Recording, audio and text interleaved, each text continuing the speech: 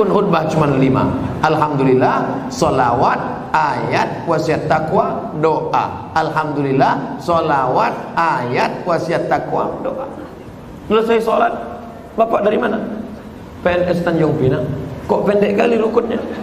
Aku masih syukur bisa, kau tak bisa lagi.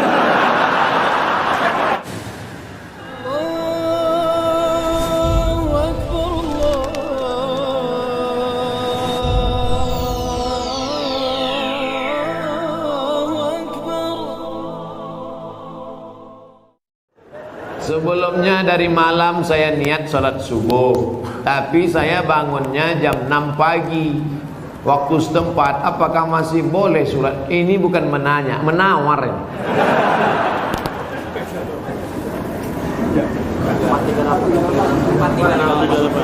Subuh 438. Imsak subuh, zuhur, asar, maghrib, isya.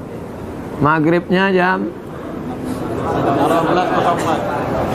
Kalau maghribnya jam 6:04, kalau maghribnya jam 6:04, kurangi 15 menit.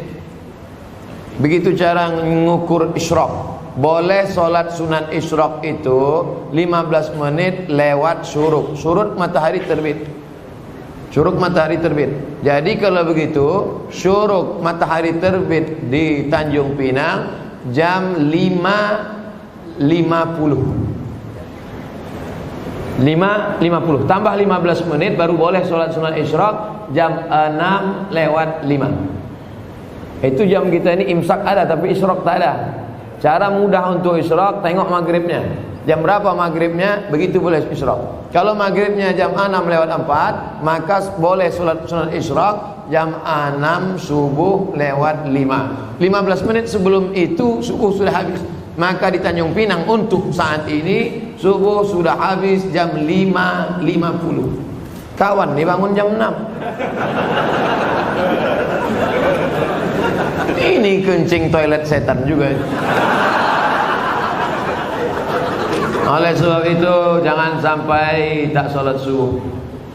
Bangun sholat subuh walaupun lambat jam 5.30. Ada waktu 20 menit lagi, jangan langsung sholat subuh, tapi qabliyah subuh. Karena qabliyah subuh khairum minad dunya wa ma fiha. Usolli sunnata subhi rak'ataini qabliyatan.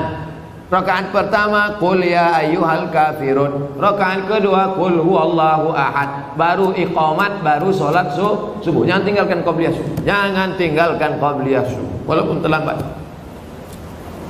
Apakah ambil zakat menunggu orang minta zakat atau mencari yang wajib zakat menerima zakat? Khuz, ambil. Ambil zakat, khuz, ambil. Bukan, hai orang beriman, berzakatlah. Yang mau zakat silakan, yang enggak mau enggak apa-apa. Bukan begitu bunyi ayatnya. Khuz, ambil. Makanya yang punya jabatan kekuasaan buatkan perda, peraturan daerah, bayar zakat. PNS, ASN, perusahaan, BUMN bayar zakat ke Basnas. Yang tak mau bayar zakat teken materi 6.000, siap dipindahkan ke sejauh mata memandang. Bisa apa tak bisa? Sudah, kata Pak Wali. Sudah diterapkan. Langsung zakat potong atas. Abdul Somad jadi tim sosialisasi zakat provinsi 5 tahun. Bayarlah zakat. Tak takut orang. Tak ada jabatan, tak ada kekuasaan. Tapi begitu bupati tanda tangan perda bayar zakat, langsung 10 miliar. Selama saya ceramah, yang paling besar zakatnya Aceh Barat, Meulabu, 15 miliar kabupaten. 15 M. Pas saya ceramah sana, saya tak tahu. Saya pun ceramah di kampung saya di Riau ada kabupaten 10 miliar. Mereka senyum-senyum. Pas makan, berapa tadi Ustaz? 10 saya bilang. Kami 15 kata. Dalam hati saya Abdul Somad akan datang kalau mau ceramah tanya dulu. Pastikan kita lebih besar. Maka saya ingat betul itu. Mau labuh itu 15 M dulu 4 tahun yang lalu. Sekarang lebih besar lagi. Bagaimana cara menegur khotib yang lupa rukun khutbah? Kasih tahu, Pak Khotib lupa.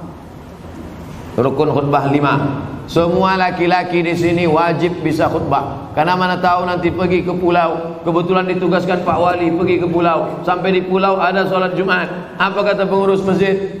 Hari ini Jumat tidak jadi karena nggak ada khotib. Karena khotib mencret. Karena khotib demam. Maka PNS yang datang tadi berdiri, saya bisa jadi khotib. 5 rukun khutbah. Naik ke atas mimbar, alhamdulillah wassalatu wassalamu ala rasulillah ya ayyuhalladzina amanu taqullah usikum wa nafsi bitaqwallah Allahumma fir lil muslimina wal muslimat. Duduk. Habis itu tegak lagi, alhamdulillah Allahumma salli ala sayyidina Muhammad ya ayyuhalladzina amanu taqullah usikum wa nafsi bitaqwallah Allahumma fir lil muslimina wal muslimat. Dah, omat. Rukun khutbah cuma 5. Alhamdulillah, solawat, ayat, wasiat takwa, doa. Alhamdulillah, solawat, ayat, wasiat takwa, doa. Selesai sholat, Bapak dari mana? PNS Tanjung Pinang. Kok pendek kali rukunnya? Aku masih syukur bisa, kau tak bisa lagi.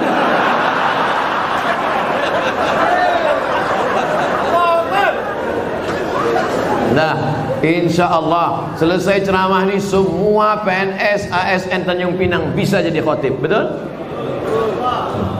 Sependek itu pun ada juga yang ragu. Naik ke atas, nanti latihan dulu, karena kadang walaupun kita hafal, karena grogi naik ke atas hilang juga yang 5. Pas naik ke atas, latihan. Alhamdulillah, wassalatu wassalamu ala rasulillah ya ayyuhalladzina amanu taqullah usikum wa nafsi bitaqwallah Allahumma fir lil muslimina wal muslimat. Duduk. Karena khutbah mesti 2. Mesti naik lagi. Alhamdulillah. Diulang balik, jangan pula naik lagi sama macam tadi. Apa pendapat Ustaz tentang film The Santri yang tidak mencerminkan kehidupan pesantren yang sebenarnya dan disutradarai oleh Livi Zeng yang kontroversi itu? Kalian mancing-mancing ah.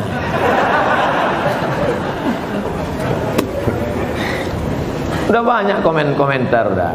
Ikuti aja yang udah ada tuh. Saya yang beban lama aja belum selesai lagi.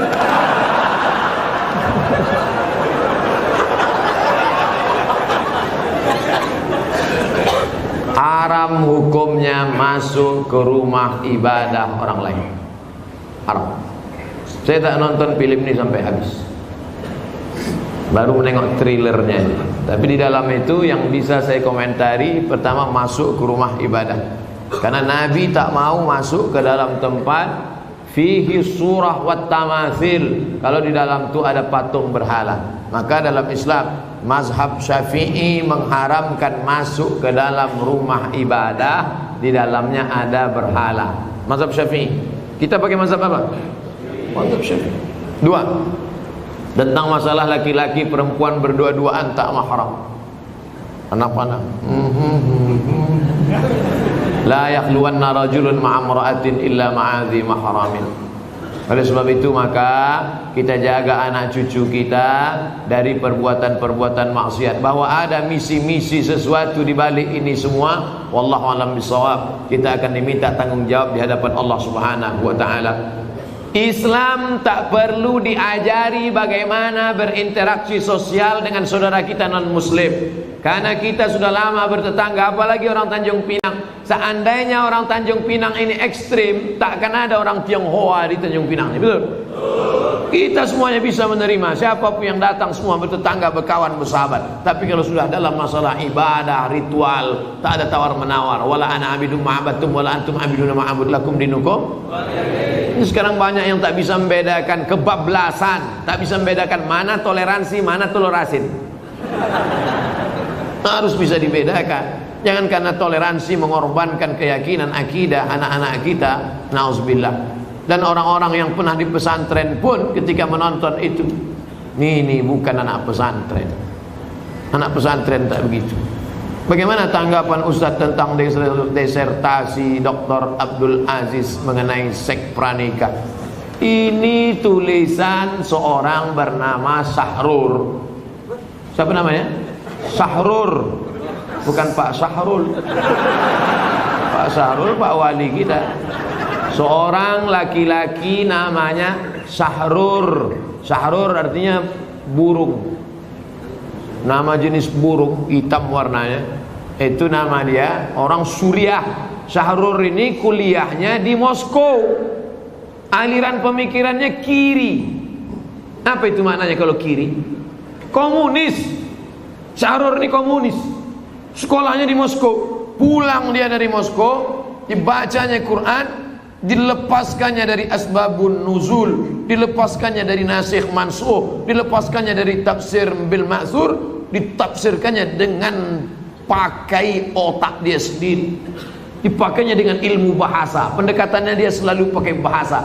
Makanya menurut Sahrur, aurat yang wajib ditutupi itu hanya yang berkerut-kerut saja, yaitu payudara dan kemaluan. Itu saja yang wajib ditutup, yang lain boleh dibuka. Sahrur ini sudah lama kontroversi. Tahun 90 dia sudah mengeluarkan buku itu, namanya Alkitab wal Quran. Cuman baru sekarang dipopulerkan, ditulis, dibawa ke kampus, lalu disidangkan, dan pada akhirnya menjadi kehebohan. Ingat, ada ilmu, tapi ada yang lebih tinggi daripada ilmu, adalah akhlak. Mana akhlak kita di hadapan manusia dan di hadapan Allah Subhanahu wa taala. Hai para cendekiawan, jaga akhlak, karena keilmuan kita akan dituntut di hadapan Allah. Kira-kira apa efeknya? Mengeluarkan disertasi bahwa hubungan laki-laki perempuan, suka sama suka, tidak dianggap sebagai zina. Kira-kira apa efek positifnya terhadap umat? Tak ada. Semua agama di dunia ini mengharamkan zina. Agama apapun. Tanyalah kawan-kawan kita yang Tionghoa, Konghucu, tanya saudara-saudara kita yang Kristen, Katolik, tanya sama dia, apakah dibenarkan? Tidak. Tak ada satupun yang melegalisasi perbuatan zina. Nah.